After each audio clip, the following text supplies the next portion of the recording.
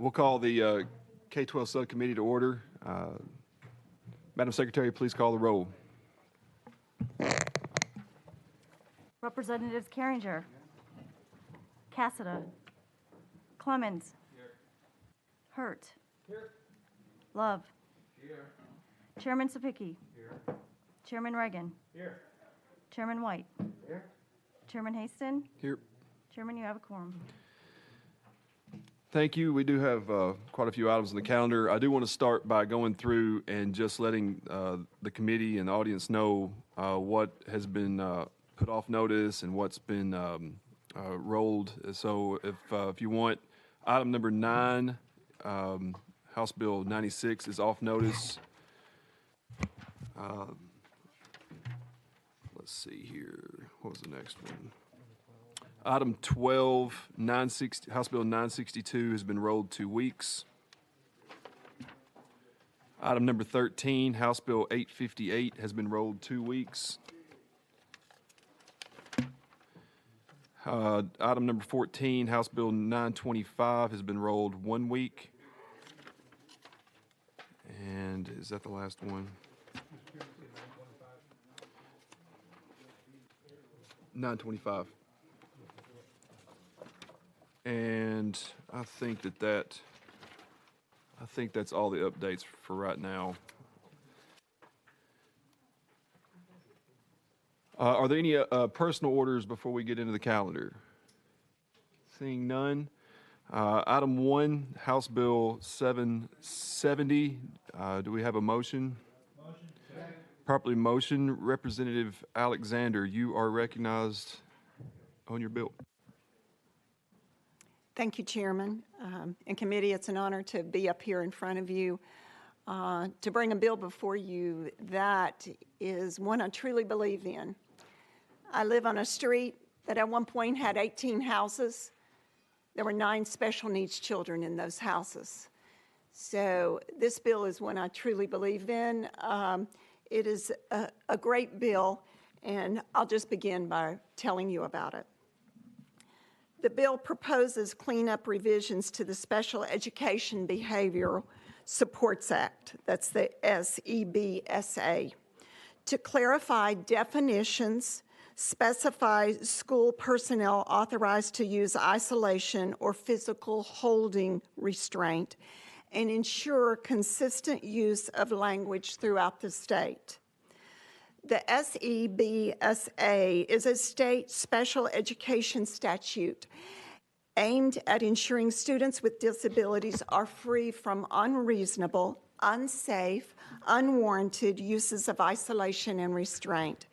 It also encourages the use of positive behavioral interventions and support methods in schools. Supports that reduce dependence on isolation and physical holding restraint practices, and ensures that our teachers of students receiving special education services are properly trained to protect the student, the teacher, and others from physical harm if isolation or physical holding restraint is necessary. The department has received feedback from our LEAs that emphasize the need for some clarity in this bill that originated in 2008. So this is basically a cleanup bill, and the Department of Education is here if you have any questions. Thank you for that explanation. Members, do you have any questions for the sponsor on the bill? Chairman Sapicki, you're recognized. Thank you, Representative Alexander. It's a very good bill. I really appreciate it. Where did you get this bill from?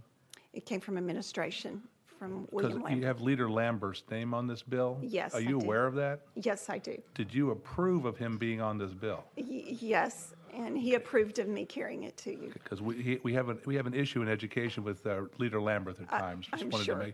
So you're okay with this bill as it is right now? Yes, sir. It's a very I'm good totally bill. okay. Thank you very much. Chairman White, you're recognized. Thank you, Chairman. I was just going to say, you did such an excellent job with that. Would you start carrying all of Sapicki's bills? I appreciate that. Much better job. Chairman Sapicki, your name was called. I appreciate that, Chairman White. It's a pleasure to work with you on education and sharing your wisdom over the many, many, many, many, many years you've been here, sir. I appreciate it. Any further questions? Seeing none, we will be voting on House Bill 770. All those in favor, please say aye. Aye. All those opposed, please say no. The ayes have it. Thank you all. On to full committee.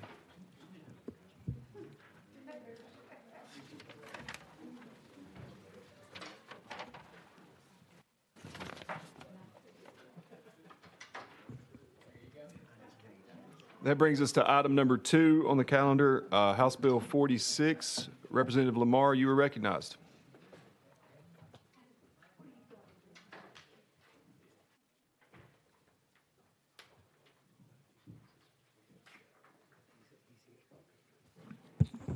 Thank you, Mr. Chairman. Good evening, committee. I'm back again. And today I wanted to help answer some of your questions that we discussed last week about the WIN grant. Do we have a motion? Motion second, sorry. President Lamar, you're recognized. My apologies, Mr. Chairman. And so I know we have some representatives from the Department of Conservation and the Department of Health who would like to testify. And if it's about the questions regarding the WIN grant, am I correct? And I wanted to ask the chairman permission to go out of session so you can hear from them so they can answer some of your questions. With no objection, we will go out of session. And any representatives from TDEC, we'll start with TDEC. And just come up and have a seat and just make sure you turn the mic on and state your name, please.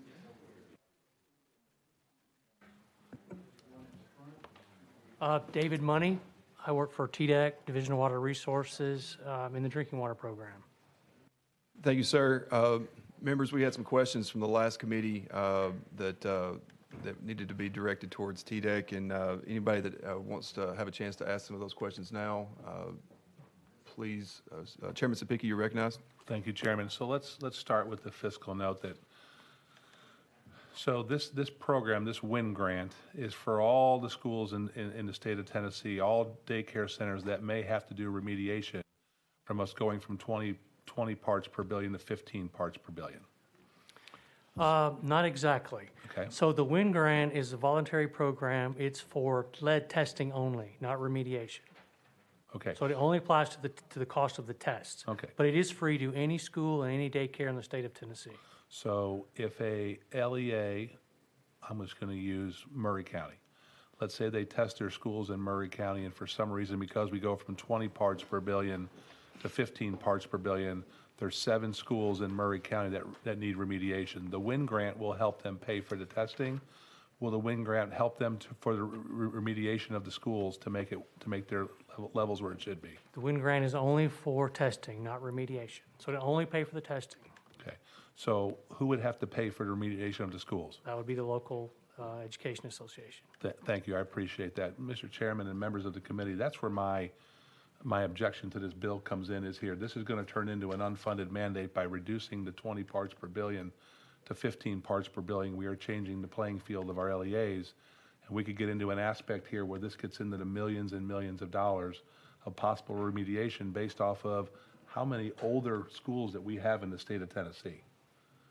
And so for that and other reasons on this bill, I'll be voting no. Does anyone else have any further questions? Chairman Reagan, you're recognized. Thank you, Mr. Chairman. And, sir, do you have any idea or an estimate, would be a better way to put that, of how many schools would be affected by the conditions that were just mentioned? Well, not exactly. We do know that we have about 1,825 public schools. Now, how many of those were constructed prior to the date that's applicable, I do not know. Chairman Reagan. Thank you. And so directly to the question, we are putting a mandate potentially out there without any idea of how big it is or where it's going to go. Is that correct? That is correct. Thank you. Any further questions? Representative Love?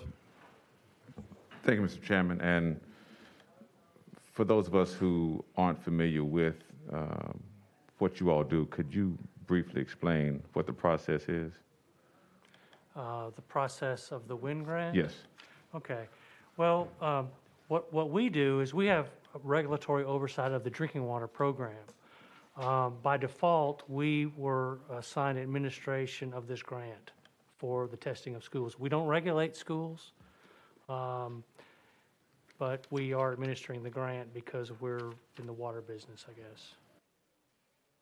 Okay. Representative Love? Thank you, Mr. Chairman. So the current level at which you test is what level? The current action level? Yes. In our WIN grant, we wrote the work plan to set an action level of 15 parts per billion. Okay. So 15 parts per billion. I'm sorry, Mr. Chairman. I didn't want to go. Go ahead. Thank you, Mr. Chairman. 15 parts per billion. And right now, is the WIN grant covering all of the instances where you find issues? The WIN grant only pays for testing. Okay. Okay, so it does not pay for any remediation, any faucet replacements or anything of that nature. We've only started the program in October, and so we're starting out targeting the daycare facilities first, 1,500 of those. Every month, we send out an additional notice of about 250 notices to Head Start's next, and then the most at-risk schools. This will continue until May. And then the program, the grant runs until 2023, and then we have an opportunity to extend that if we don't spend all the funds. Our initial estimates of the amount of testing that we could do based on the money that EPA is providing would come up short Okay. if everyone participated. Now, not everyone is participating at this time. We are starting to get inquiries from public schools who have heard about it or are getting the notices, and they're starting to contact us about getting the sample bottles for the testing. Okay. And so, if I'm correct in repeating what you said, you believe that if everyone starts to want the testing to be done, it may cost more than what grant amount you've been given? Definitely will cost more. Once the test is conducted and you give the results to the local agency, it's upon them to then go and remediate, correct? That's correct. And currently, is there funding for the remediation for locals? Not for the public schools. There are some mini grants that are available through DHS for some daycare centers. Okay. And the grant was given to us because of actions that we took to apply for it? Yes. What was the process? Did the state government apply for that grant? The governor had to submit a letter of interest to EPA, which Governor Haslam did that. And then he had to designate an agency to oversee the grant. Okay. That was initially Department of Education, and then it was determined that TDEC was better poised to assist with that effort. Let me make sure my thought process is correct, and please correct me if I'm wrong anywhere along the line. So the governor applied for the grant, but there was no money put in the budget for locals to pay for remediation. That's correct. That was done before this year. Yes. Well, let me back up. I guess the governor didn't apply for the grant. We applied for the grant. We submitted the work plan to EPA. Okay. TDEC did. State government, some entity Yes, applied yes, for that's correct. a grant,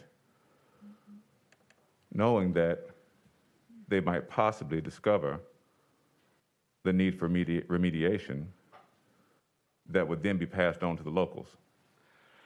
Well, the WIN grant doesn't require any remediation. It's voluntary. Okay. So it does provide free testing and provides recognition. They can choose to follow up or not follow up. There's no mandate for them to do anything. Okay, so if this bill were to pass, what would change? For the WIN grant, nothing. Okay, The WIN grant has nothing to do with the bill, okay, all right, because the bill is a statutory requirement for schools and daycares, or schools to test, and some of the daycares that DOE provides oversight for. Okay. And they can use the money if they want For testing. for testing. Okay. All right. Thank you, thank you, sir. Thank you, Mr. Chairman. Yes. Representative Cassada, you were recognized. Okay.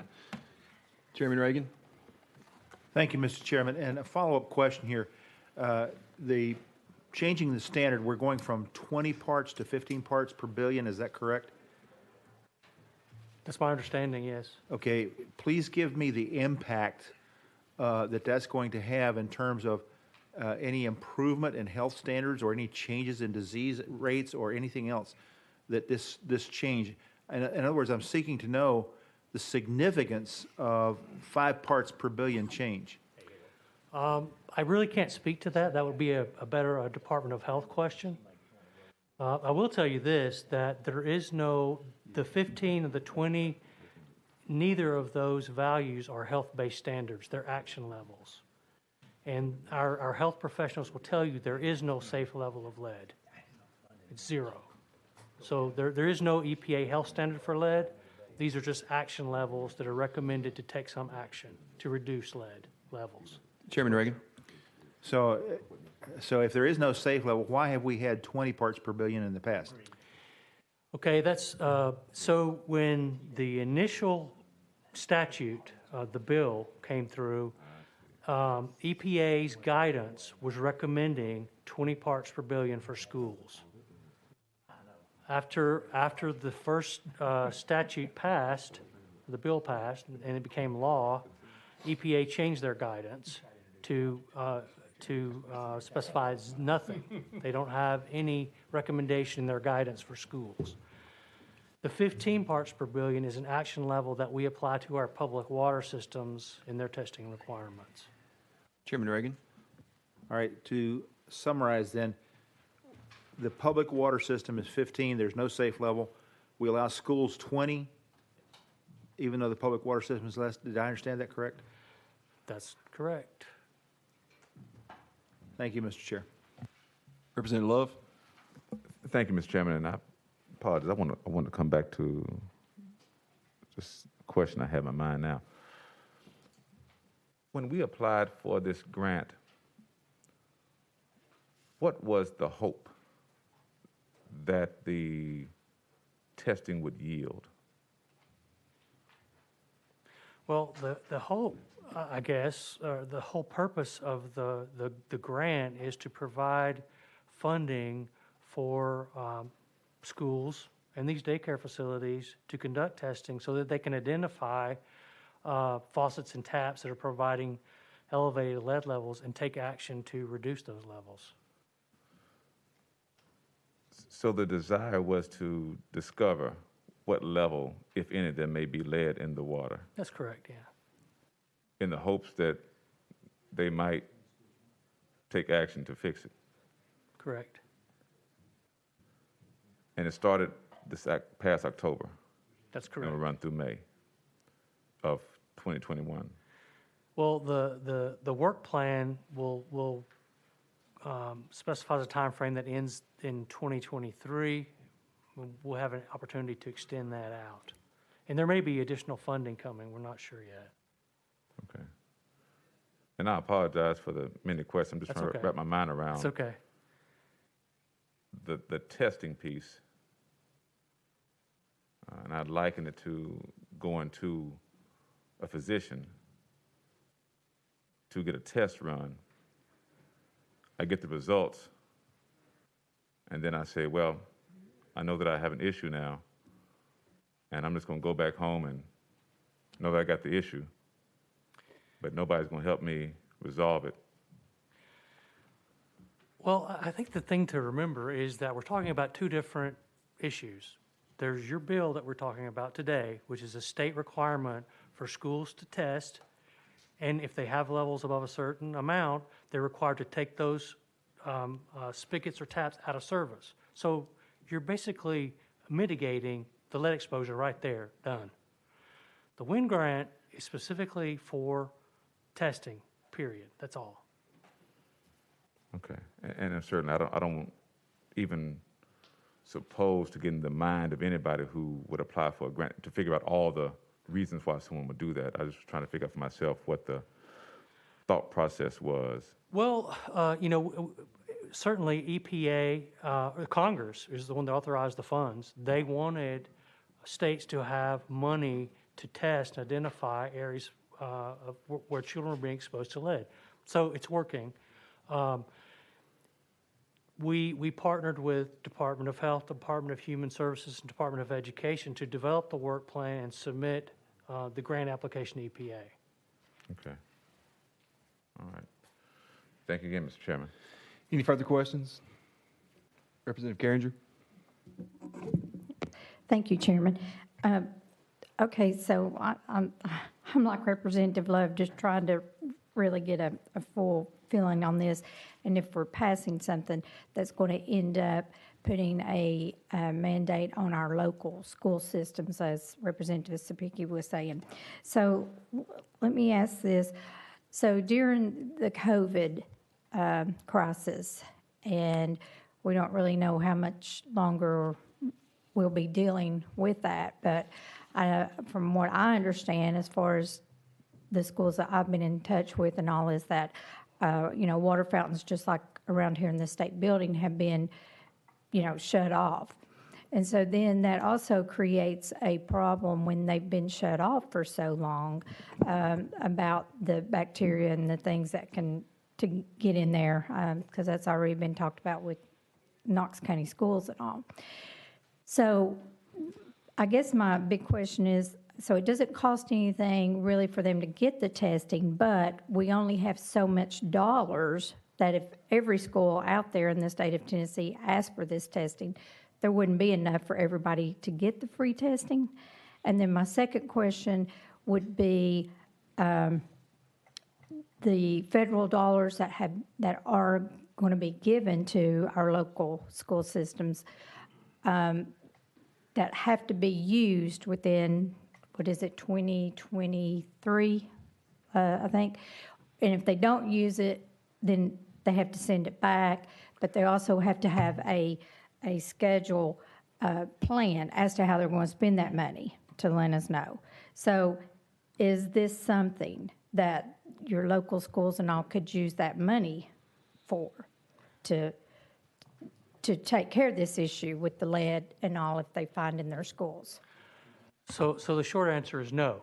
So TDEC is getting the money, and we are giving the money directly to the state lab for the testing. The schools don't touch the money.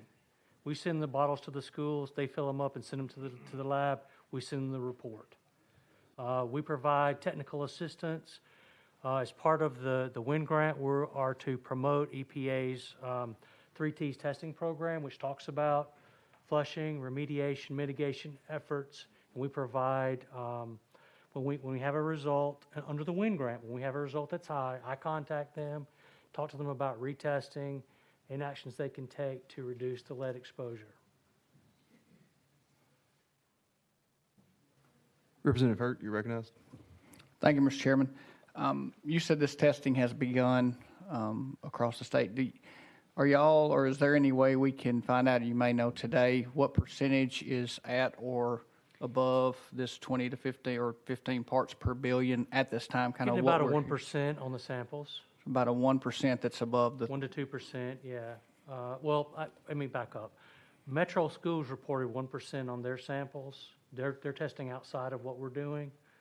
But the results from the WIN grant, which is primarily from daycare facilities at this time, is about 2%. Thank you. Let me go ahead and let me bring up Alexa Witcher from the Department of Health. I should have done that earlier. I thought that they were going to have a couple of people. So go ahead and state your name and who you represent, please. Sure. Thank you, Chairman and members. Alexa Witcher with the Department of Health. I'm a liaison.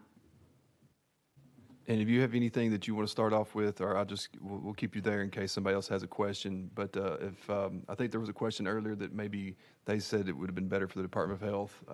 But if you Sure. want to mention, go ahead. I can add a couple of comments. I think Go ahead. either Chairman Reagan or Chairman Sapicki asked about the essentially the safe level of lead, or why 20 parts per billion was selected.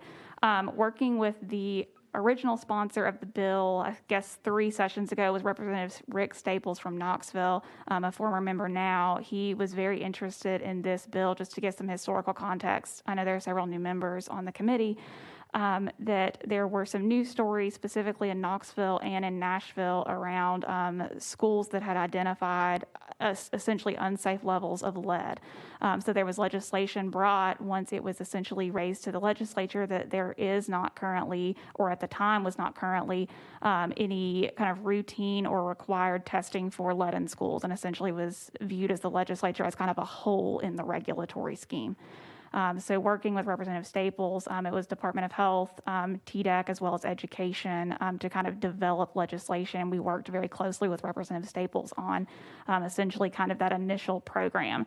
And the initial legislation that was passed, at least the sponsor's intent at the time, was to kind of get the arms around what the situation was with lead testing in schools, because at that time there was not any sort of kind of state program or state requirement for testing. There were some districts who were doing that based on the EPA guidance, but there was certainly no kind of statewide best practice or requirement. So the legislation that was put into place, I believe this was either the 2018 or 2019 session, I guess it was 2018, essentially gave notice to the LEAs to go ahead and be developing policies that by January 1, 2019, that they would be required to essentially start that process. There were a number of conversations around the fiscal note at that time. Of course, the sponsor wanted that fiscal note to be as minimal as possible and to have as little impact on the LEAs as possible, just in terms of their budgets. So I think just to answer some kind of historical context for the committee as to why certain language was in there or why why it was developed the way it was, I believe to David's point, the 20 parts was based on the existing EPA guidance at the time. The frequency of testing was essentially at that point primarily based on the fiscal note, but also just to kind of get the arms around what sort of problems we're looking at in the state. And the only other question I think that's been raised that it may be some beneficial context. So under current law from the statute that was passed in the 2018 session, the lead results are required to be reported to the 3 state agencies at play, which is Education, TDEC, and Health, only if the lead level in that test exceeded the 20 parts per billion. There are districts that essentially report to us or to the 3 agencies any results, but there are some that essentially the reporting requirement is only triggered if they exceed that amount. So I think to the question about do we know exactly how prevalent this is, we're only getting it if it exceeds that amount. So just wanted to provide some context for the committee, and I'm happy to answer questions. Thank you for that. Committee Chairman Sapicki, you're recognized. Thank you. Thank you very much for coming in to testify. So I want to clarify something with you. So currently, you're only seeing reporting if it's over 20 parts per billion. Yes, sir, that's the requirement. So some districts may choose to provide some more context, but it's only required if it's above that 20. And in this bill, we're dropping it to 15 parts per billion, which means that window there logically would increase the amount of reporting we're seeing, which would therefore, the WIN grant would pay possibly for the testing if we don't have an influx of too many people wanting to apply for this WIN grant to do the testing, which means if you're last to the party, you may be left holding, you have to pay for this yourself. And then if you are now over 15 parts per billion, you would have to disclose that to the Department of Health, and I'm sure the Department of Health would probably ask for some type of remediation on that facility because you're over the guidelines of 15 parts per billion. So far, is correct? Yes, and the only caveat or comment that I would make to that is the remediation that we would seek. We don't have any specific authority over schools or over the lead testing itself. The current law requires essentially the remediation is that the water source be turned off. In some circumstances, that's as simple as it was a drinking water fountain that can be removed from service on, the 3rd floor of an elementary school. In some cases, it may be the kitchen faucet, and that's obviously pretty imperative to the process of the school. So we would essentially, by legislation, it would be required for the water source to be turned off, and that would be at least the only required remediation by the state. And then it would be up to the LEA to make a more long-term plan. Any further questions for our guests? Just a statement now. Yeah, Chairman speaking. My esteemed colleague from Knoxville made a comment about the ESSER money that has been sent down to the LEAs. And as a member of the Education Committee, we've been working very diligently to try to send the message that we have an opportunity to move the ball in education with these ESSER funds. LEAs have repeatedly let us know that they're not properly funded through the BEP. That's their opinion. And here is a surplus of money that they could use to move the ball in education. We would hope, as members of the Education Committee, that they would direct that to programs that would further the education of our students in Tennessee to help improve our literacy rates. We understand that we don't have that control, but we hope that we could send that message that we're using, hopefully using that CARES money to move the ball in education to take us where we want to, is it being the best educational system in the country. So that's all. Thank you, Mr. Chairman. Chairman Reagan?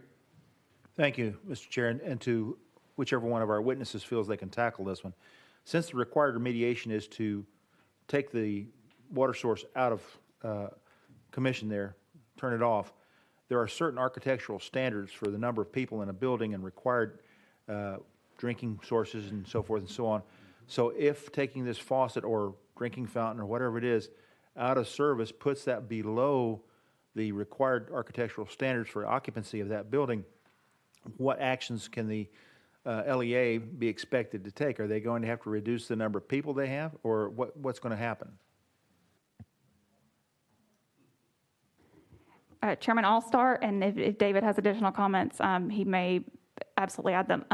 I believe that the response would be, of course, the LEA would still need to be in compliance with any other state, local, or federal requirements. And so if essentially if they had to take the water source out of service and that then changed, the occupancy or some sort of other issue, they would either need to remedy the situation or replace the water source. So depending on what that may be, it may be as simple as, okay, if it's a drinking water source, they could replace it just in terms of if it's a water fountain or something like that. And if it's more complicated than that, then I believe you're correct, Chairman Reagan, they would need to address that however best. That may be occupancy, or that may be that they'd have to pay for the remediation. David, is there anything you want to add to that? No, I think you're spot on with that answer. I guess, if it was a water fountain, they conceptually could bring in a bottle, a big, large bottled water distribution system there. But yeah, I'm not aware of any architectural requirements, or occupational requirements, but there may be some, and they could be conflicting, I guess. Any other questions? Thank you all for joining us today. All right, we'll be going back in session. All right. Representative Lamar, you are recognized if you have anything else you want to say before we open it up for some questions. No, I guess I will say, for the most part, the EPA updated its lead and copper rule on December 22nd, 2020, that lead has to be under 15 parts per billion. As you heard, that's the new federal standard anyway, is 15. So no matter if you're doing, technically we're out of compliance as a state with the federal government, because if we are setting a standard at 20 parts per billion, and the new federal standard is based on the last administration's new rule on December 22nd is now 15 parts per billion, we now as a state are out of compliance with what is supposed to be in line with lead testing. So what my bill does is catches us up as a state to what the new federal standard is. Also, now that we're out of compliance with the new federal standard, we have the money to test, but can we truly say we're okay with leaving water sources in schools that are above 15 parts per billion? I mean, these are our children's drinking water. Don't we think they are worth the investment or worth mitigating these issues in the schools? So this is what this bill does. It also creates a unified program. Right now, much of the testing is on the backs of the LEA. And like they testify, we cannot keep that data. There is limited data on lead testing in the state. And what my bill does will create a standardized source where we can access that data and find out what schools are out of compliance and where do we need to focus our dollars on in helping these local LEAs be able to mitigate some of the lead testing issues and the lead water issues they have at their school. So I do want to kind of combat some of those concerns, but I do want to state that our current law that was passed a couple of sessions ago is out of date compared to what the federal government has now put in place just 2-3 months ago.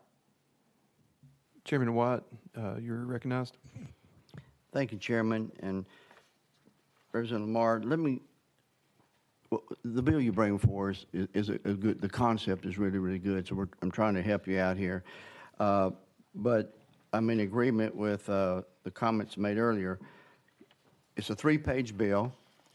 The first page basically says that the Department of Education, Department of Health shall develop a program for the testing of water and lead contamination. That's good. So we got a program in place. And then on page 2, if the result of a lead level test conducted under subsection C is equal to or exceeds the 15 parts per billion, okay, then as we go through the phases of your bill, immediately remove the drinking water source from the service. Number 2, basically, parents and guardians are notified within 24 hours. On the third page, 3, we allow the local Department of Health to inspect the site of the drinking water source to confirm that the drinking water source has been removed. Okay, so now we shut it down. Can I comment on that one? You may. My amendment required that the state health department is notified instead of takes away the local control. Okay. The amendment that we passed last week. Pardon, state health, but still we're going through, and correct me if I'm in error. And then you have number 4, develop a corrective action plan within 5 days of notification of lead level test results and post the corrective action plan to the public schools, public charter schools, and child care programs. And then 5, retest the lead level of drinking water source within 30 days. Where, if the LEA doesn't have the $10,000 or the $1 million to fix it, where in the bill do we, other than keeping the water cut off, what are we fixing in the bill? Representative Lamar, you're recognized. What we're doing is identifying that where there is a lead source that's over 15 parts per billion, and at minimum, shutting that down so they can't access that contaminated water. With the mediation plan, it's at least putting a plan in place to figure out how we're going to get to that $10,000 to fix it, or what we're going to do to mitigate this issue. And so the LEAs will have to fund the infrastructure issues that's causing the lead, but at least they have the resources and a set plan on how to test and that they have this source in their school that's contaminated. So it is on the LEA if they are out of compliance to fix it themselves. Chairman White, go ahead. And currently, there is no system in place, you're telling us, because I understood there was. No, they can shut it off, but the schools don't have a set unified remediation plan.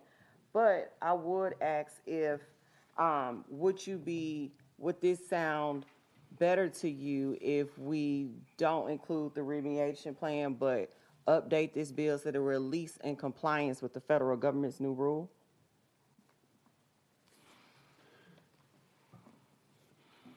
I'd have to think about that. I'm not really sure. Like I say, your concept is really, really good. I just want to pass a good bill that I don't want to pass a piece of paper. Absolutely. Mr. Chairman, I want to have some more conversations with this committee. Let's roll this 2 weeks, and I can answer some more questions for the committee members. The question I do have, though, is this is the 3rd time it's been on the calendar.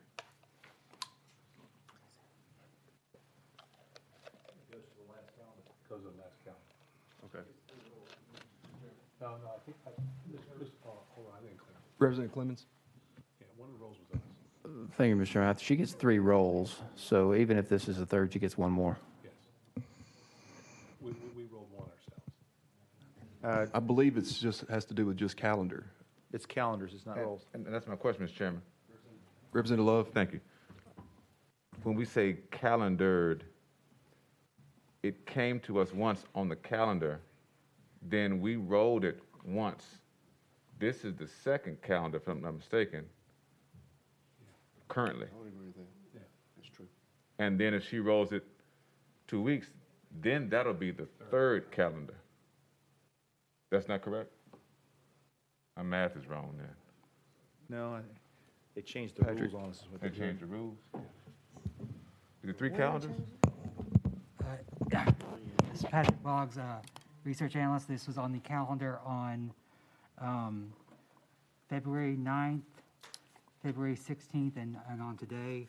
And according to the rule, according to House Rule 83, Sub 2, any bill or resolution may be calendared for a meeting Wasn't it a snow day? of the committee 3 times. And all bills or resolutions that have been calendared for 3 meetings of committee and which have not been reported out of such committee shall be set by the chairman for a hearing on a special calendar to be published with such committee's final calendar of any legislative session. We're going to take a brief recess and make sure that we get this right. Right, All I think we we'll take a will. brief recess. We snowed out one of those meetings, I think.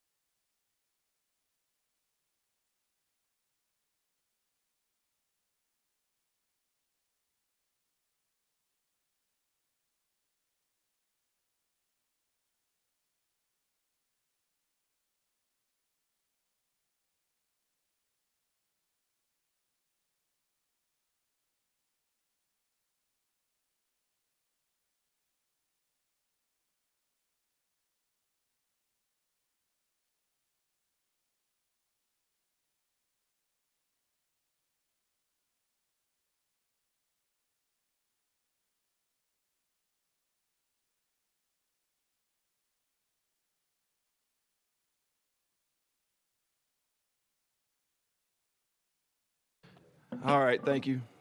We are back in session. We have made it all the way through one bill so far, so we're on a good pace today. I knew that this would fall in my committee, this whole calendar and thing. I'm going to recognize Chairman Reagan, and then we'll get back into it. Representative Lamar, my input is, I'm assuming you're bringing this back. I agree with Chairman White, this has got a good concept to it.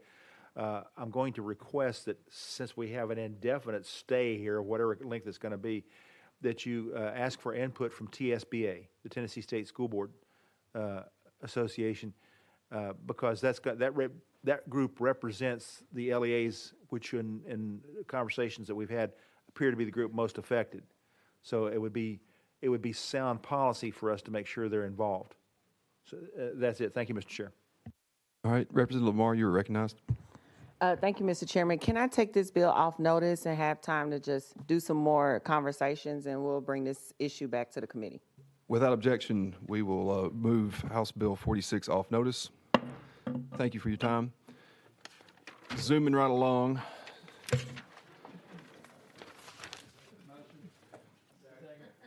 Brings us to House Bill 861, continuing the lead water portion of the calendar. Representative Akeem, you're recognized, and you are been properly motioned.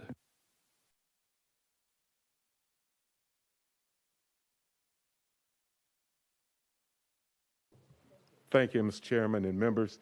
I will endeavor to be brief, but I think the conversation I've heard thus far, we all have an interest in lead in the water and the health of our young people. So with that concern in mind, what Bill 861 does is basically to ask that we test twice a year. What we have right now is that lead testing is done what's called periodically, which means every so often or from time to time. And if we don't know what the levels are we unnecessarily putting our children at risk? And so basically what we're asking is to move it from periodically to biannual, meaning testing twice a year. And my understanding, I believe the funding comes from the WIN program. And so that's the essence of the bill, and I will strive to answer questions. Hopefully, in a previous discussion, most of the questions have already been answered. Members, you've heard the explanation of the bill. Any questions for the sponsor? Chairman Reagan, you're recognized. Thank you, Mr. Chair. And the only question I have for you, sir, is we only have funding till 2023. Yes, sir. Your bill says biannually. What's going to happen in 2025 and 2026 and so forth? My understanding, we can reapply for that funding, that WIN funding. It is not necessarily that's the end of it in 23. So the belief is that we can continue that process going forward with the WIN funding.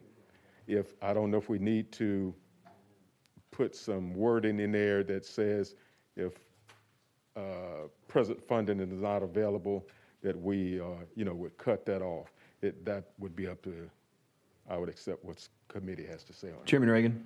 Thank you. And I definitely think that we have an unfunded mandate here if you don't do something like that. Yes, sir. And believe me, I catch enough heat from my locals about unfunded mandates for other issues. I would Yes, sir. prefer not to catch it on this one. Mm-hmm. So if we can find a way to limit this to funding available by the federal government or something like that, and or put in the bill a limit and Yes, come sir. back and renew it at some point, I'm going to suggest you consider that, sir. Yes, sir. All right. Representative Cassida. Thank you, Representative. Thank you. Good to see you. Was my seatmate last year. We constantly wrestle with telling locals what to do. Now, when it comes to when they operate outside of the bounds that constitutionally we allow them, I have no problem with intervening. But it seems like to me they're elected. If they want to go twice a year, it's probably not an answer to my question to you, but I'll make a statement thus. Yes, sir. It just seems like to me they're elected, they're accountable to the voters. This is a decision they should make. And so you're more than welcome to respond, but that's... Well, I think there are times when if it's not taking place at the local level and we have the opportunity to do it, from funding that doesn't take away from what we're doing at the state, and it's available. The caveat of if the funding is not available from the federal government, and I believe there's another piece you put on that, I'm more than willing to add that, to the legislation. Chairman White, you're recognized. Thank you, Chairman. I was thinking, and the rest of the committee may not agree with me, since we do have a question about this funding once again, and to be really fair to Representative Lamar, is there any part of the concept of your bill that y'all could work together to bring us one that we could possibly, because the concept of testing lead in drinking water is very important for our children. Yes, sir. But I want to get something that will pass and that will do the job. I don't know if there's any concept of your bill and her bill that we combine to help her out and you out. Would that be a consideration you want to think about? Yes, sir. I'm open to that. Yes, sir. To working with her. Well, yeah, because I think we still got some issues, even though yours is different, is actually more agreeable to most of us, but it'd be fair to her also. So I would recommend, I think you would take this one off notice. Let's work together for a little bit and see if we come with one good bill and come back and do this. That's mine. Now that the rest of the committee may totally disagree. We might look into, I don't know if it's going to be close enough in the same code that you two might be able to work together and see if, since she's already had her max on the calendar, that might be one way for her to get back in the room and to work with this bill some more. So I might suggest just off notice for now and see if we can maybe work something out with her and you working together on a bill. Is that? I'm open to that. Yes, sir. Okay. No problem. Well, with that, we're going to take House Bill 861 off notice. Thank you. Thank you, Chairman and members. All right. Chairman Vaughn is in another committee right now. Oh, is he? There he is. That brings us to item 4, House Bill 225. By Chairman Vaughn, it's properly motioned. Chairman Vaughn, you are recognized.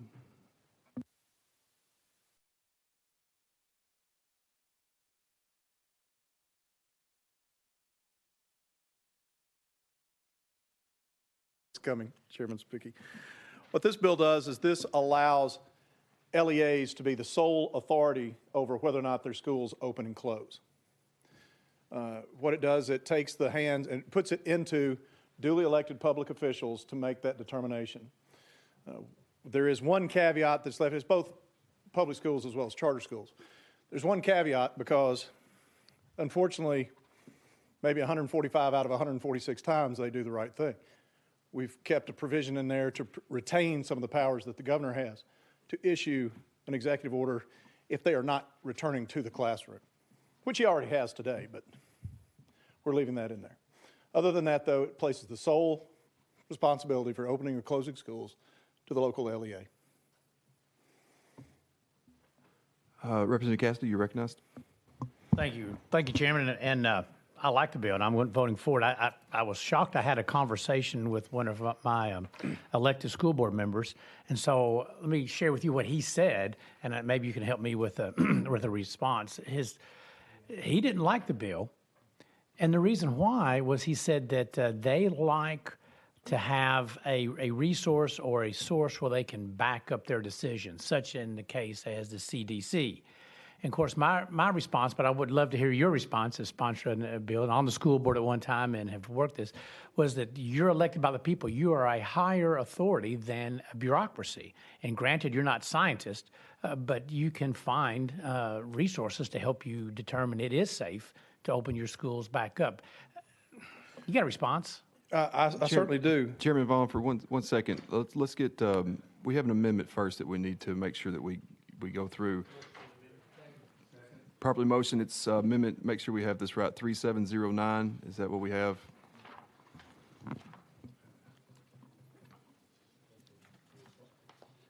Yes, sir. All right, you are recognized on your amendment, Chairman Vaughn. The amendment adds language to our original bill that authorizes the local board and the governing body of a charter school to be the sole authority. That's the effectiveness, that's the point of the amendment. Thank you. You've heard the explanation of the amendment. Any questions on the amendment? Seeing none, we'll be voting on amendment number 3709. All those in favor, please indicate by saying aye. All those opposed say no. All right, we are back on the bill as amended. Chairman Vaughn, you can answer that question from Yes, previous. sir. Representative Casta, I look at it as that this does not tell the school board to make this, or their designated, the superintendent, to make this decision in a vacuum. What they do is I would expect them to consult the CDC, expect them to consult the experts, much the way they do in inclement weather, because right now, the local LEA closes schools in inclement weather. And they don't do that in a vacuum. They talk to the National Weather Service. They talk to the local people in charge of the weather, or not in charge of the weather, but in charge of reporting the weather there to find out their expectations for that time period. But Jim Cantori doesn't close schools down for snow. Lisa Spencer doesn't, shout out, graduate from University of Memphis, doesn't close down schools because of inclement weather incoming. It's the local Board of Education's responsibility to do that and to also seek out the information in order for that to be the best decision made. And so I think that authority or that precedence is already there. And I know that some people say, well, but wait, we're in a pandemic and there's no one that the epidemiologists are the ones who should be making this decision. But I can tell you that being an expert in one field does not make you an expert in all fields. And so I would expect them to bring together all the resources that they need to make an informed decision. Chairman Sapicki, you're recognized. Thank you, Chairman Vaughn. I thought the bill was fine, did exactly what you wanted to do. Like Representative Cassida talked about, you had elected officials that were the last stopping point where the public had recourse against them at the ballot box. I'm struggling here a little bit, so help me pass this. I'm struggling with the amendment that now takes the elected officials out of the equation and allows them to delegate that to a director of schools who the public doesn't have any recourse against. Chairman Vaughn. That was one of the Senate amendments that was placed on there. But I will say this, is that the school board actually has one employee. They have one employee, and that's that director of schools. So when you look at it from that direct line of supervision, that is the person that they report. If parents within a district are frustrated and it shows up at the ballot box with the school board, I can assure you that the superintendent will also he will feel the ire as well. That would be my way to say that. And it is a direct line of supervision between that superintendent and the school board. Thank you. Representative Clemens, you're recognized. Thank you, Mr. Chairman. And before I ask this question, let me just say, I don't think any of us House members should ever be held responsible for the sins of our Senate sponsors. Duly noted. But, when this made its way through the Senate, got a lot of press, got a lot of talk, and I followed closely your Senate sponsors' language. And his seemed to be coming at it from the angle of, we want the state to be able to tell the locals what to do.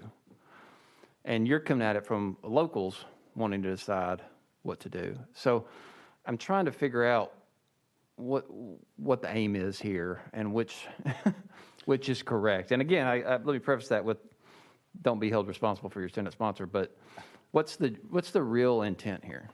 Chairman Vaughn. The real intent of me signing on to carry this, I'm sorry, Mr. Chairman. The real intent of me signing on and agreeing to carry this legislation is to bring the authority for bringing that authority to the elected body so that the voters and parents can have recourse against the decisions that they make. The part that's being left on here, as opposed to taking it all and putting it there, quite frankly, is a portion of circumstance.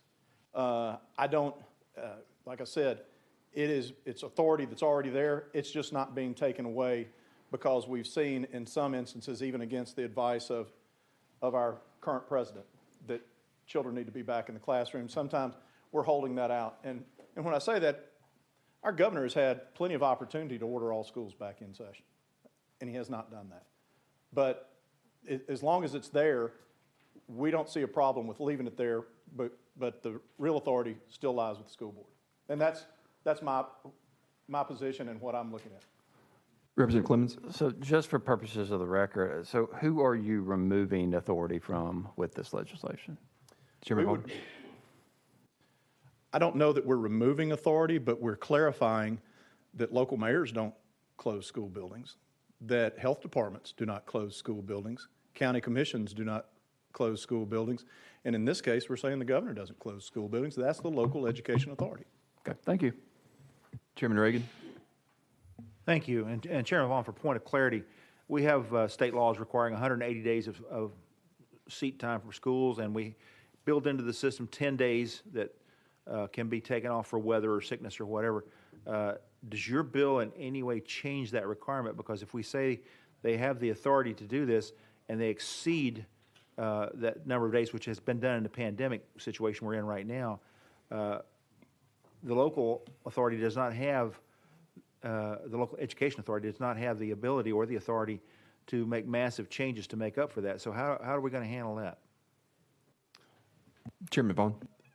Thank you. Well, Chairman Reagan, it's a situation that, frankly, I'm struggling with giving you the answer on, because what this piece of legislation does just says who has the authority to make that change. If they make it in a manner to which they do not qualify for BEP funding, then there's consequences to that, I would expect. This doesn't give the school boards autonomy to do all things. All it says is if a child is going to be on their campus, they're the ones that determine it, except in the one instance to where we're retaining that authority for a governor to say they need to be back in school. That's it. And so I don't see this being related to those other issues you mentioned, because what we've come through has been unprecedented. We've seen all kinds of things, and we're picking up the pieces from that. What I would like to think is that this gives us order of where the buck stops with regards to our attendance in our schools.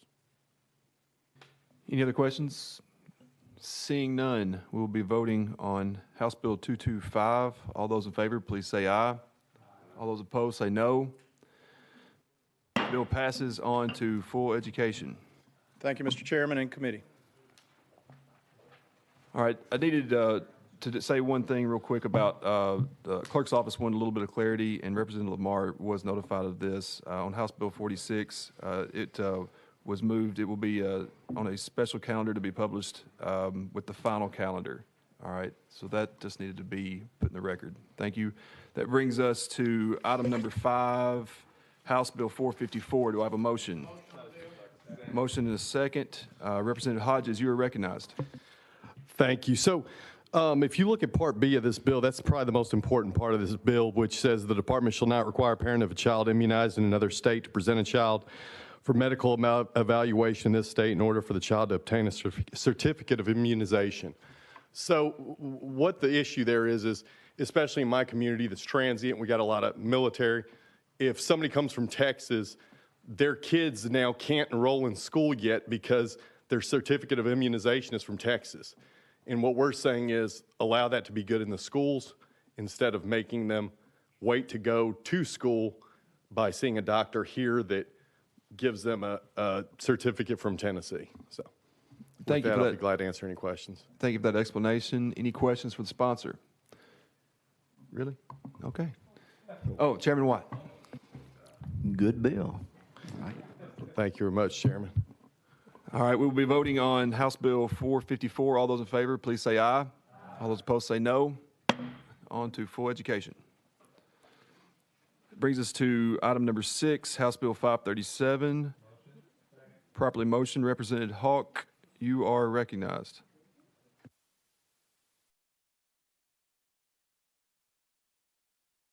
Chairman Hawk, you're recognized. Thank you, Chairman, members. The BEP Review Committee has supported the improved funding of the nursing ratio in the BEP document for nearly 4 years now. House Bill 537 will lower the ratio of nursing positions funded in the BEP formula from the current rate of 1 nurse for every 3,000 students down to 1 nurse for every 750 students. Ladies and gentlemen, ultimately, the goal is to get as close to one nurse per school building as we possibly can, and I'm taking another swing at it with this legislation for 5 years in a row. Thank you for that explanation. Any questions for the sponsor? Representative Cassidy. Just clarifying, I looked through it and I didn't see it. It wasn't clear. Like if a county already provides, already meets this ratio, they won't be hurt. In other words, their BEP won't be cut because they've already met this ratio. Is that correct? Chairman Hawk. Thank you, Mr. Chairman. Great point, Representative Cassidy. And where we are, there are numerous school districts across the state who already fund at a greater ratio. And I'll use the school district where my younger daughter is. 6 school buildings, roughly 3,000 students, so their BEP funding would be one nurse for those 6 school buildings, 3,000 students. But the local school system chooses to fund the additional and put 6 nurses in 6 school buildings. So what that will do, and get back to the point that I've heard in the last hour in this committee, that will allow those local dollars to be freed up to be spent toward classroom opportunities as opposed to currently being invested locally in those nursing positions. Then the other extreme you've got, there are numerous school districts that are still at that ratio of one nurse to every 3,000 students. This is going to get nurses into their facilities that they've not had before. So it's a win-win for both extremes of school systems you've got and their funding levels that they're in. I wish you luck. Thank you, sir. Any other questions? Representative Carringer. Thank you, Chairman. Yes, I had one question. When we talk about putting nurses in all the schools, there's all different levels of nursing and all different levels of education. So are we going to actually put in there, we're only going to hire RNs, or are we only going to hire LPNs? And if so, I mean, there's a big cost difference. And listen, my family is all in medicine, and I 110% support our nurses, and certainly the best thing for our children. So it's really not so much as pandemic. We've needed nurses to be there, but there's also a lot that they are not allowed to do without family or parents' permission, and also holding the schools at a real high liability rate. So are we going to put anything in there saying, is it just leaving it to the LEAs to say, I'm going to hire X amount of LPNs or RNs, or go from there? Chairman Hawk. And thank you, Representative Carringer, for that question. Currently in Tennessee, school nurses are required to meet the education and licensure requirement determined by the Tennessee Board of Nursing underneath the Department of Health. Districts may employ a registered nurse or a licensed practical nurse in their schools.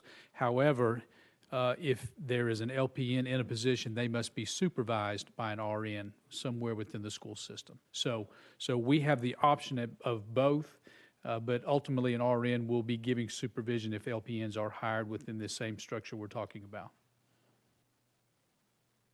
Chairman White, you're recognized. Thank you, Chairman. No, I was just going to say, you're right. This has been before us multiple years, and I really hope it's something whose time has come. I think we'll stand behind you. I'll stand behind you on this. I know it's got quite a big fiscal note, but I think it's really important, and our schools have been asking for it for years, and it'd be good for our students. So let's move forward. Any other questions? Seeing none, we'll be voting on House Bill 537. All those in favor, please say aye. Those opposed, say no. The ayes have it. On to full education. Thank you, Chairman, members.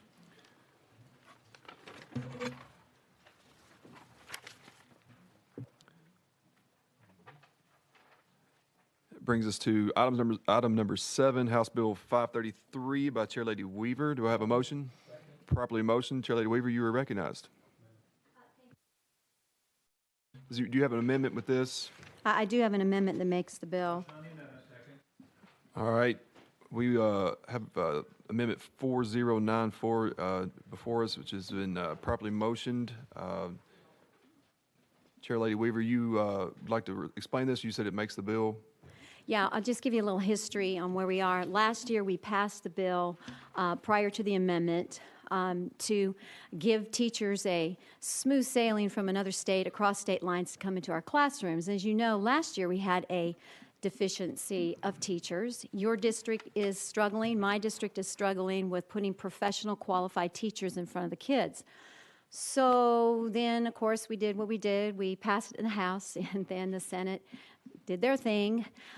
So here we are today, and because of the scenario with the COVID, we've had time to percolate on this bill and actually fix it and make it better.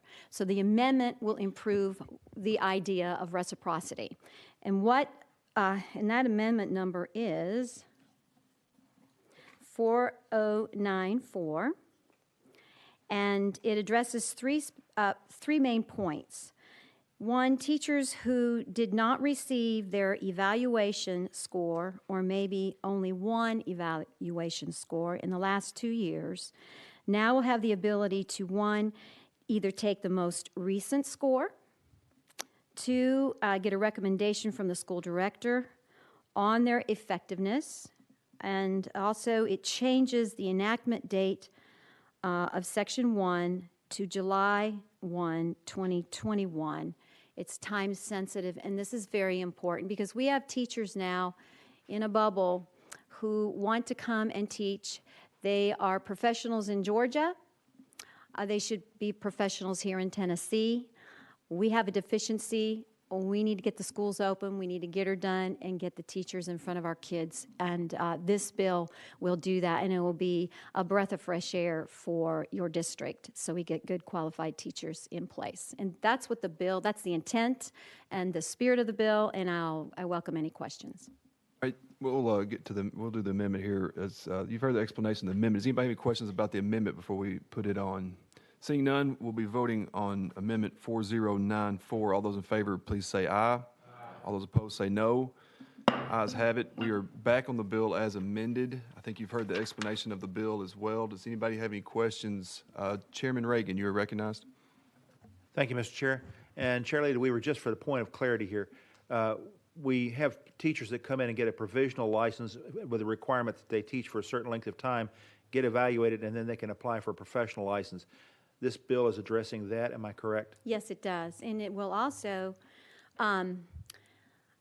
honor what evaluation and testing they have from their other state. In other words, what is the conundrum is a teacher comes from, like, say, Georgia, and they're highly evaluated. They're professionals there. They come here and they get at the bottom of the food chain, and then they got to take a praxis test and 2 to 3 years waiting, and it's just not an incentive to come to Tennessee. And this bill addresses that and allows them to come in and, again, get in front of the kids. Thank you. But yes, answer to your question.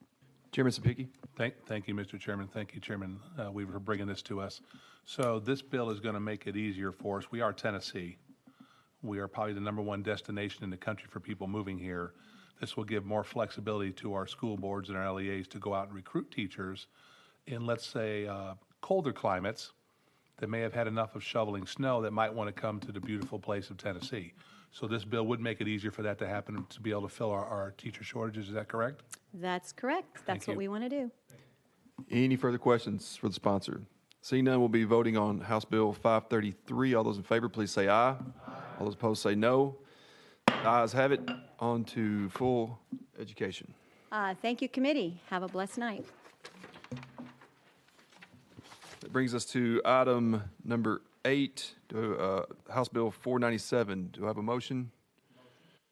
Properly motioned. Chairman Rudd, you are recognized.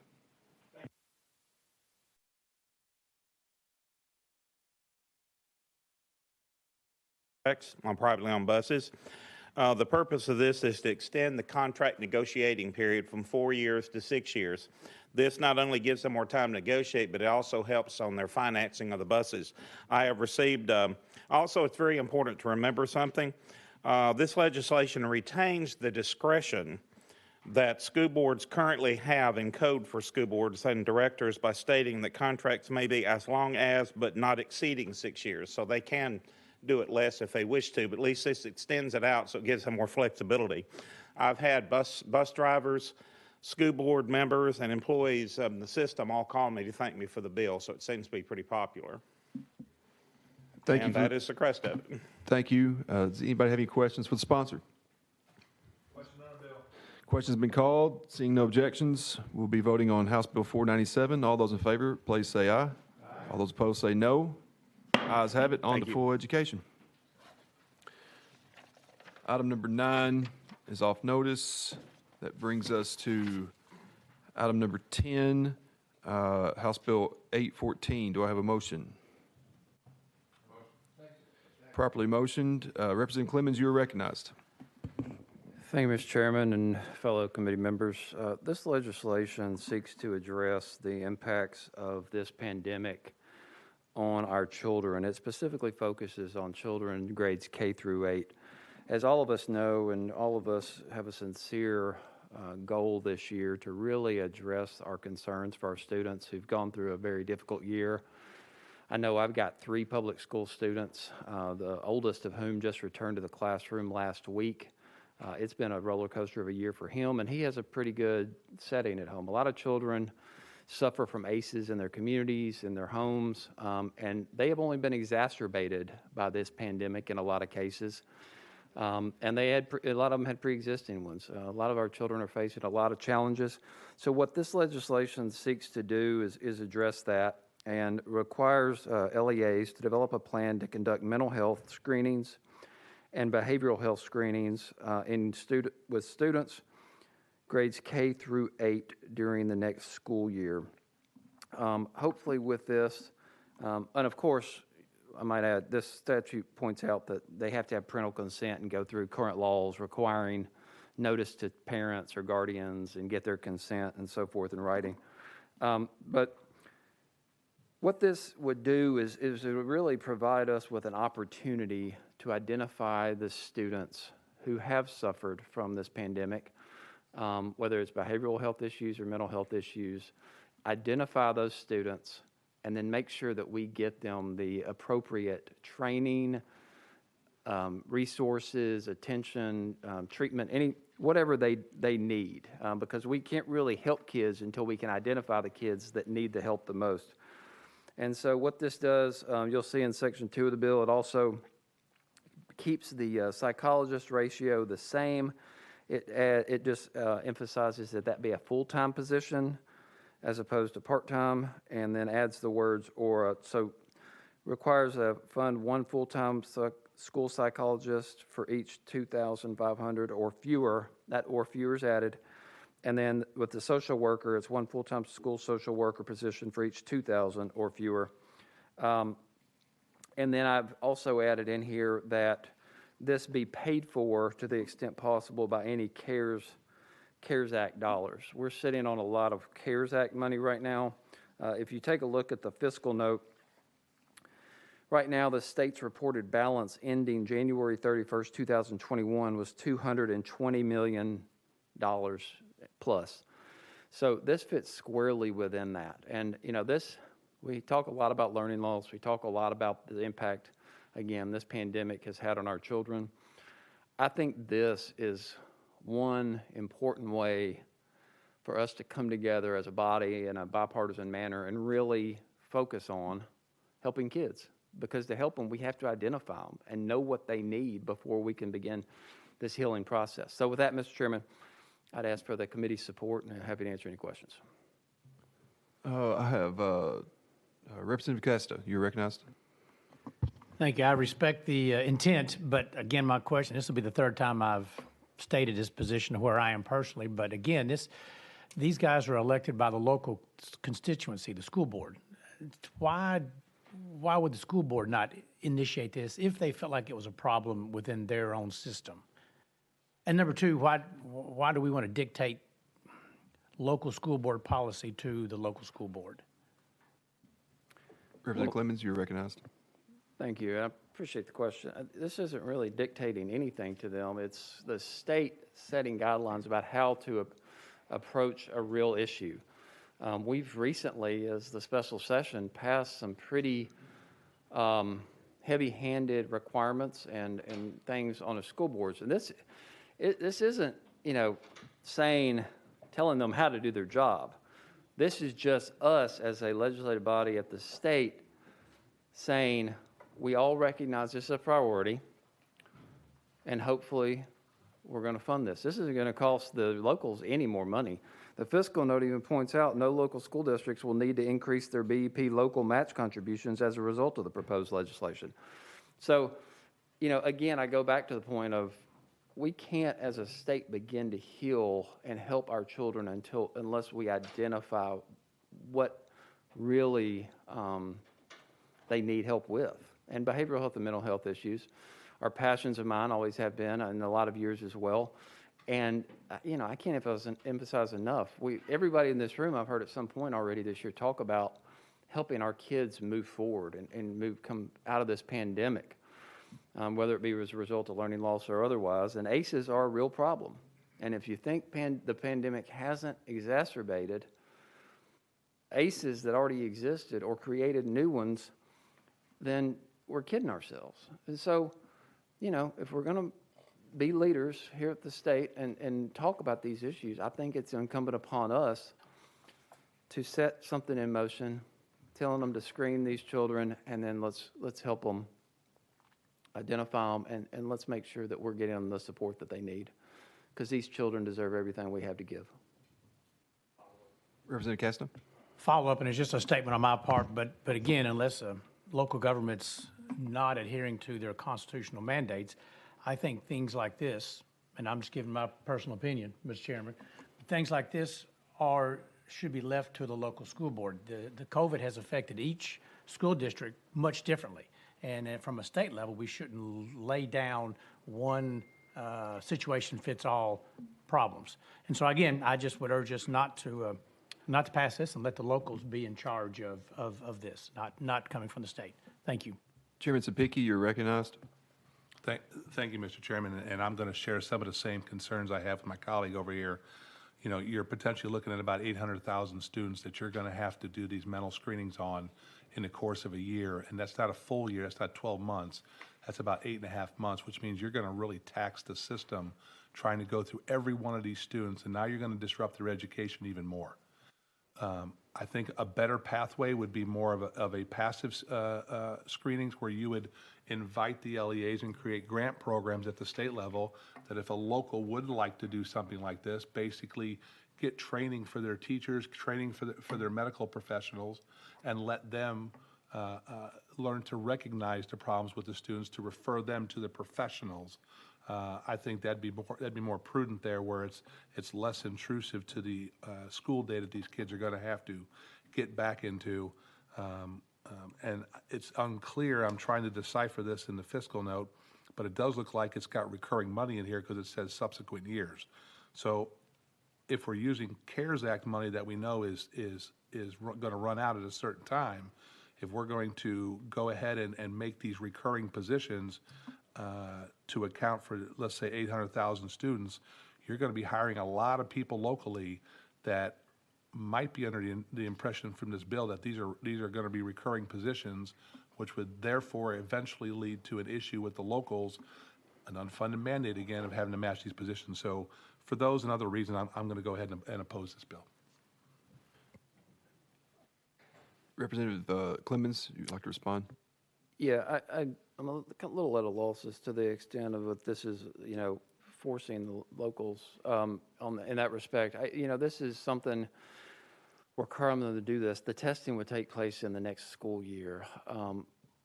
This is not putting something on top of them. And in fact, the law already requires these positions to be filled. And the reality is, these children a lot of them don't get health care. And they're sure not getting any behavioral health care or mental health care.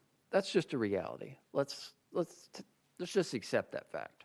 A lot of the children, this is aimed to protect, identify, and serve, are not going to get those types of health care unless someone in the school where they're captured, where they are every day, are there to identify them during one school year.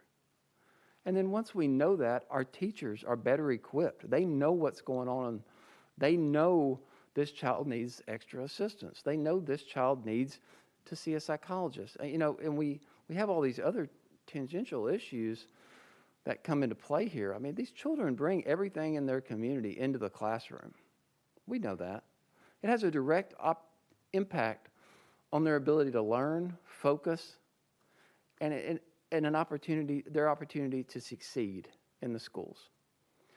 Why not tell our LEAs, screen these children, fund these professionals to the extent they already are in state law, no extra money required of locals, and the state puts in the money. The CARES Act money is there to do it. And to the extent these children require any further treatment down the road, at least now we know it. We know why that child is acting out. We know why that child is unable to learn. So, then we can respond as a body accordingly in subsequent years. But we're really looking here at the next school year. That's it. And screening, kids get hearing tests. They get eyesight, dental cleanings, mobile dentistry in schools. This isn't going to take them out of the class. I mean, this isn't creating an undue burden on the school system or creating some loss of education. We're talking about a mental health or behavioral health screening. So that's my response. I think we have a real tremendous opportunity here to address something we talk about a lot, but I haven't, unfortunately, seen too much action on in recent years. Representative Love, you're recognized. Thank you, Mr. Chairman, and thank you, Representative Clemens, for bringing this piece of legislation. You mentioned ACEs several times in your presentation. I think that we talk about these adverse child experiences. Many times they are isolated to certain regions of the state when children go through certain things and maybe certain parts of even the city. But clearly, COVID-19 has affected all of our school districts. And every school district has experienced a disruption to the school day. We don't know to what effect the disruption of receiving content has caused the child to have some issues. From my perspective, I see this lining up directly with some of the stuff we passed in special session. If we're talking about how to make sure that kids are able to read and not be held back in certain grades, we got to find out where they are mentally. And if we don't know where they are mentally, we may find that there's some other issues that may come out, and then we get into, from my perspective, this lining up directly with what the state already does with ACEs. Partnering with the locals to say, let's plan on how we will identify these adverse child experiences. All we're saying now is add to that this component of what happened in COVID-19. So I appreciate the bill. I thank you for it. I'll be voting for the bill. Representative Carringer, Give my support. Thank you, Mr. Chairman. Representative Carringer, you're recognized. Okay. Thank you, Mr. Chairman, and where I very much agree with Representative Clemens on this, but having served on Knox County Commission, I'm very, very cautious and very nervous about ever passing anything that would be a mandate on our local LEAs, because trust me, our local LEAs do not appreciate any state mandates that get pushed down to them. Now, I've got a couple of questions and all. So why are we only targeting K through 8 would be one question. And another one would be about, okay, the CARES Act, and we have addressed this in our special session. We, again, are not really able to say to our local LEAs, you have to use this money for this. And since it has been addressed in our special session as the whole intent to the CARES Act and the extra funding and Governor Lee's point on, and I think everyone on this committee, we want to do what's best for every child. And you mentioned eye and dental and all that. Well, that is completely separate situation in terms of when we're talking about mental health issues in our children. Because when you got pulled out to go get your teeth checked or your eyes checked and all, it's like, hey, well, everybody's doing that. But when you look at mental health, not every child is going to need that. And so it kind of puts this child that may need that mental health in a different category by themselves, that they may, the bullying and all that they may receive from that. So, it's not just during COVID. These children, and a lot of these children, have always needed more counseling and for our mental health. And I'm for putting more counselors definitely in our schools. But as far as telling and putting this mandate on our local LEAs, it's really hard for me to grasp that without really hearing from what our LEAs, our superintendents, and our local counties think of this. So whereas I agree with the broad sense of what your bill is saying, but I feel like we have acknowledged that in our special session. And so if it means putting a state mandate on our local LEAs, I can't support it because of that. And so I'm just wondering, do we as a state really need to put a mandate like this on our local LEAs when we've just found out that they are getting quite a bit of money to address this issue? And I certainly hope and I trust our local school boards, who we all elect, and our superintendents, that they will use the money in the correct places where it needs to go.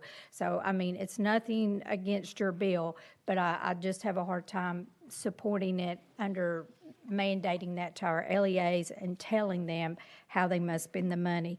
And with that, I just appreciate you bringing it, and I think that's a passion for all of us, what you're saying. So if you could answer why the bill only targets K through 8 would be good. Thank you. Representative Clemens? Yeah, the K through 8, A was fiscal concern, and also the data showing that children that young, K through 8, are more vulnerable in this instance, as opposed to high school students in these cases. Those formative years, brain development, emotional well-being, those types of things. That's why it's limited to K through 8. With regard to the mandate, essentially everything we do up here is a mandate, right? We're the state.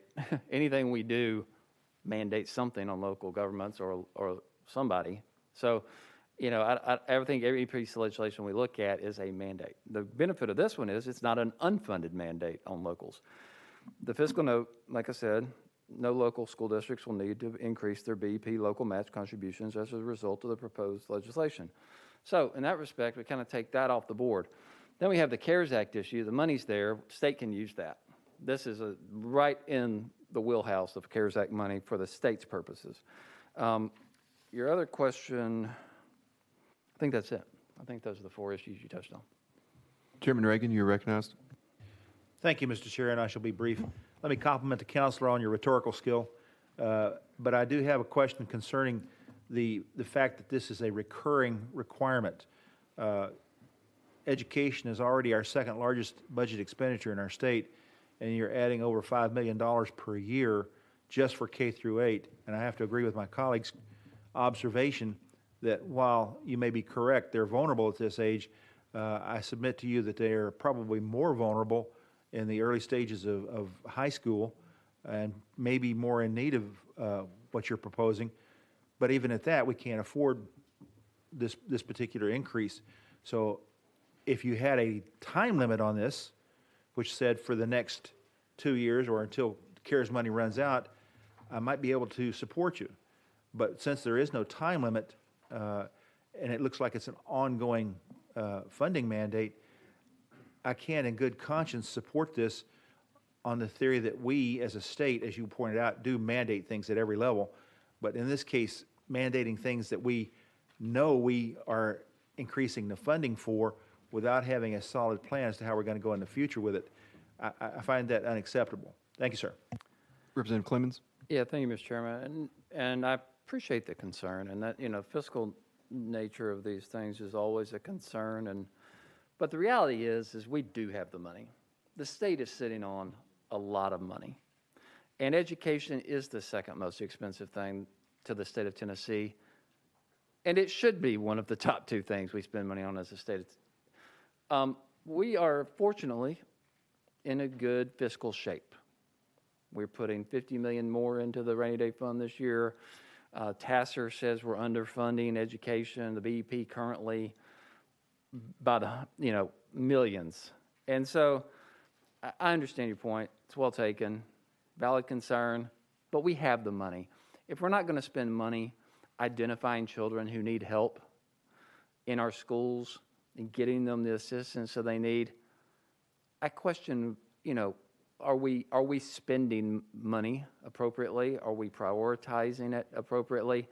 I think it should be a priority. That's the reason for the legislation. So I appreciate the point. That's my reply. Any other questions? Seeing none, we'll be voting on House Bill 814. All those in favor, please indicate by saying aye. Aye. All those opposed say no. No. The noes have it. The bill does not pass.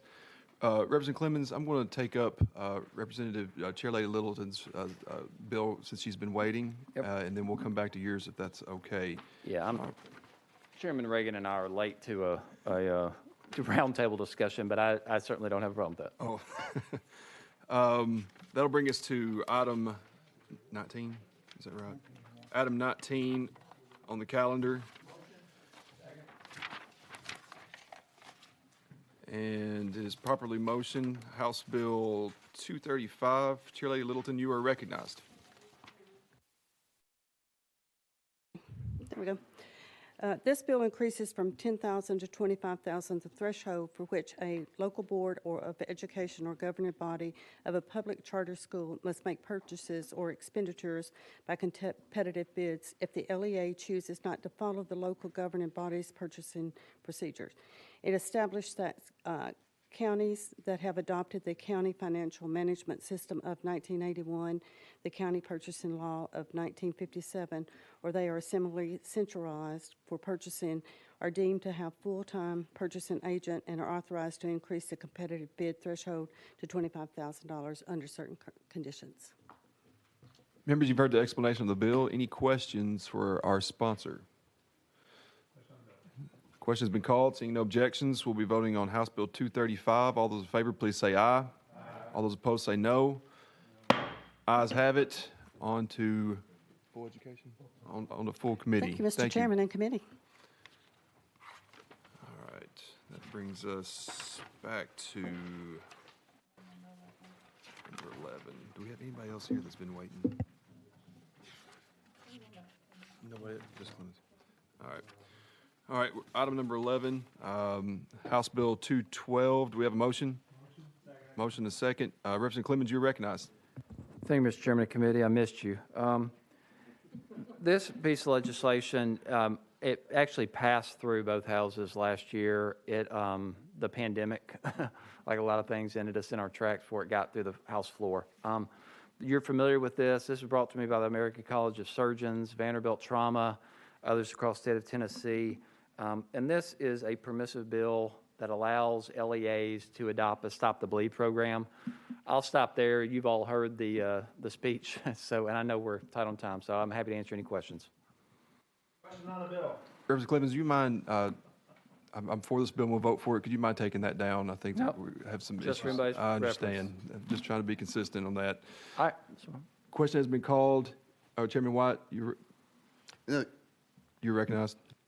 We had this last session, and we discussed it a lot, and it was a good bill, so I'll go ahead and go with the question. Oh, sorry, question has been called. That was my fault. Got distracted. We'll be voting on House Bill 212. Anyone that wants to vote in favor of this, please indicate by saying aye. Aye. All those opposed say no.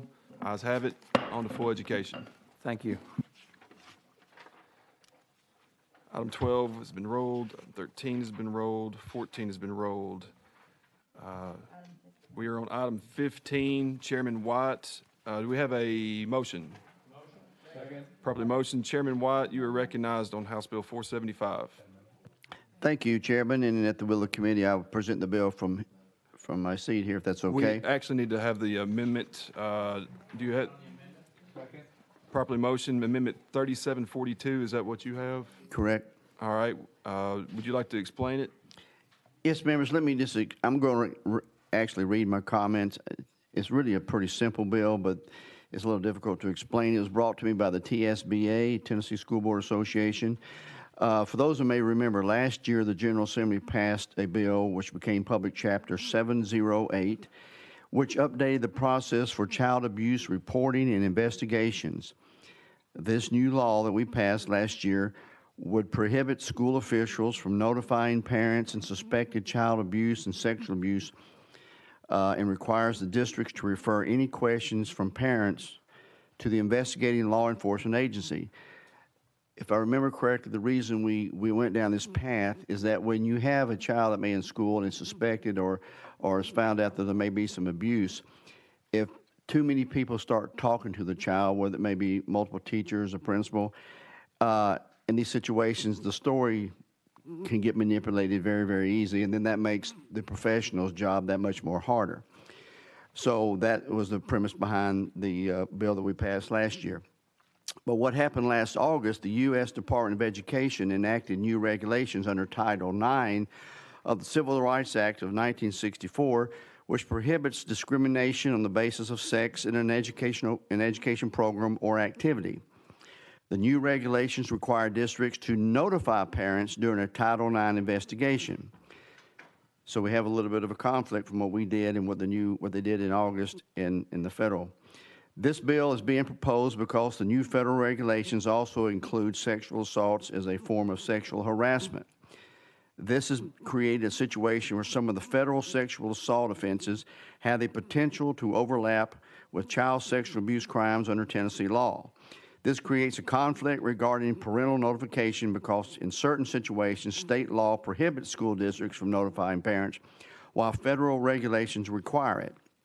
And lastly, House Bill 475, this amendment that we're on now, as amended, addresses this issue by allowing parental notification if all of the following conditions are met. Number one, when federal laws or regulations mandate disclosure. Number two, the child's parent is not the alleged perpetrator or complicit with the abuse or neglect, and the notification is done in conjunction with the Department of Children's Services or DCS. That is the gist of the bill, and with that, Mr. Chairman, I would renew the motion. All right, we are on Amendment 3742. You've heard the explanations. Anybody have any questions for the sponsor?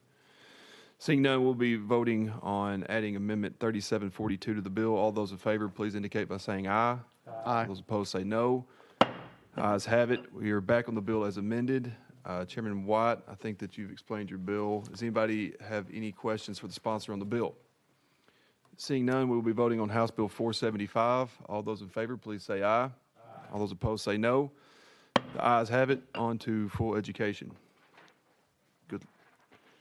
That brings us to item number 16, House Bill 890. Do we have a motion? Properly motion. Representative Leatherwood, you are recognized. Thank you, Mr. Chairman and committee. This bill resolves a problem we have in some of our schools where your suspension, your alternative school, is actually on the same campus as your regular school.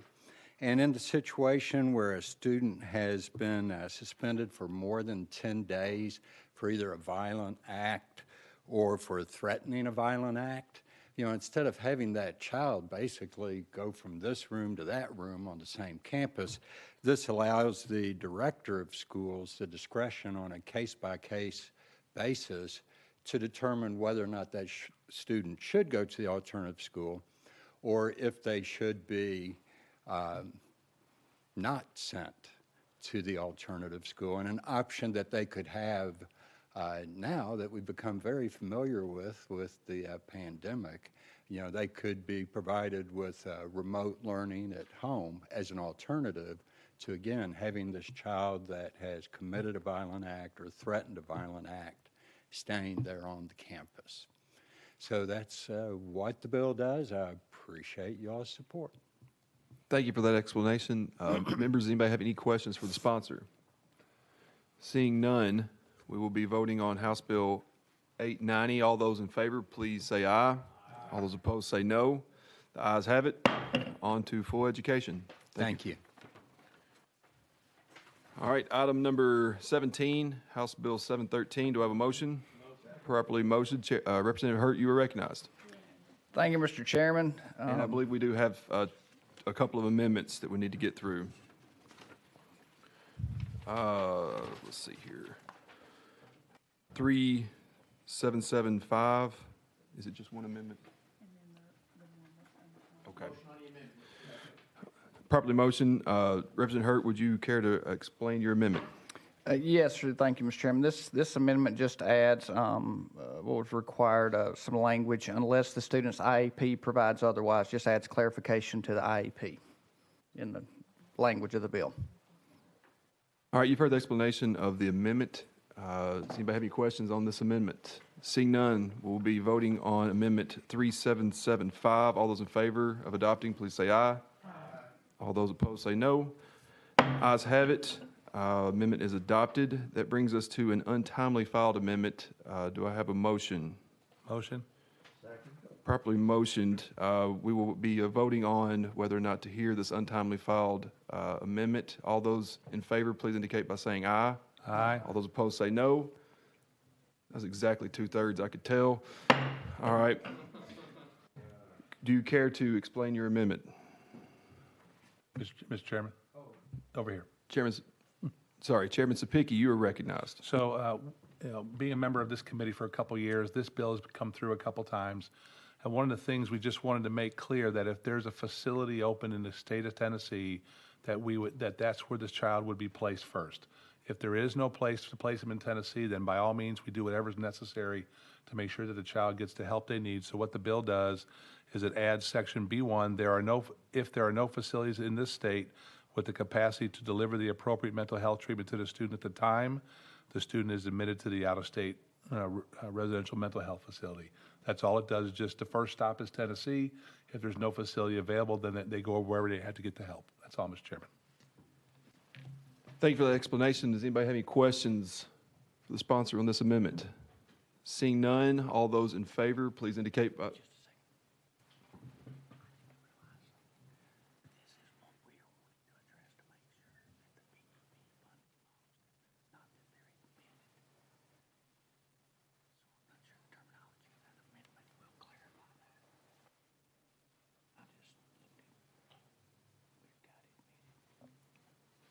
Has anyone seen any good movies lately? No, I think we're okay. You think so? Mhm. Okay, as long as you're good. Yeah, we're good. All right, without objection, we will be voting on the untimely filed amendment. All those in favor, please say aye. Aye. All those opposed say no. The ayes have it. Without objection, we'll roll these into one amendment. Seeing none. Do I have to do a vote on that? Okay. Do I hit the gavel on that? Okay. All right. Freshman mistakes coming back to haunt me as sophomore. All right, that brings us back to House Bill 587 as amended. I'm sorry, 713 as amended. Representative Hurt, you are recognized. Thank you, Mr. Chairman. As mentioned, it's back, this bill. House Bill 713 addresses the BEP funding following students that, because of the student's treatment plan from a qualified physician, are sent to an out-of-state facility. It allows the facility to receive the BEP funding for educational services provided during behavioral health treatment. These facilities' educational programs are qualified by the Department of Ed. With the amendment we just added, it clarifies that only when all options in Tennessee are exhausted, then those BEP funds can follow the student. And with that, I'll take any questions. Thank you for that explanation. Any questions for the sponsor? Question's been called. Seeing no objection, we'll be voting on House Bill 713. All those in favor, please indicate by saying aye. All those opposed say no. The ayes have it. On to full education. Last one, right? All right, I'm going to pass the gavel down to Chairman White.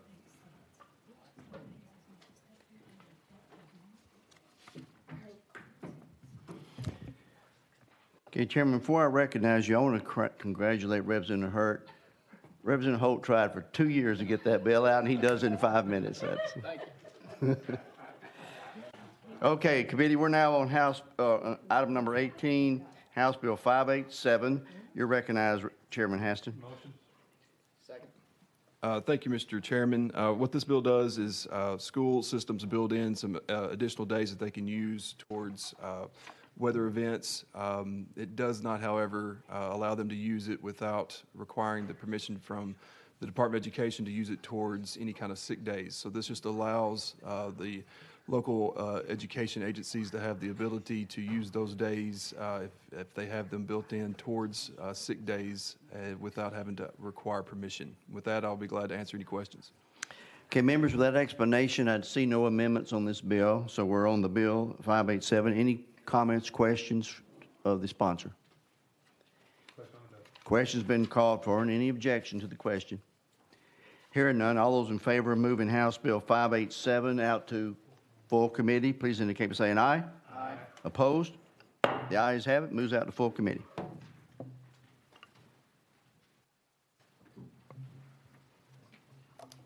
Mr. Chairman. Chairman Sapicki, you're recognized. I know we're getting ready to wrap up here, Mr. Chairman, but these first few committees here have been very difficult. I think you've done a fantastic job of seeing us through them, so I just want to say thank you for that. Thank you. Yeah, okay. We got in under the wire at 2 hours. Congratulations to everybody. Chairman White? Yeah, and I want to add, Representative Sapicki pointed this out a while ago. We were looking at this committee. This is a great committee. The depth of experience and background and knowledge, I'm just looking down here, and how deliberative everybody's been is making this a good committee. So I'm enjoying it. Without objection, we stand adjourned.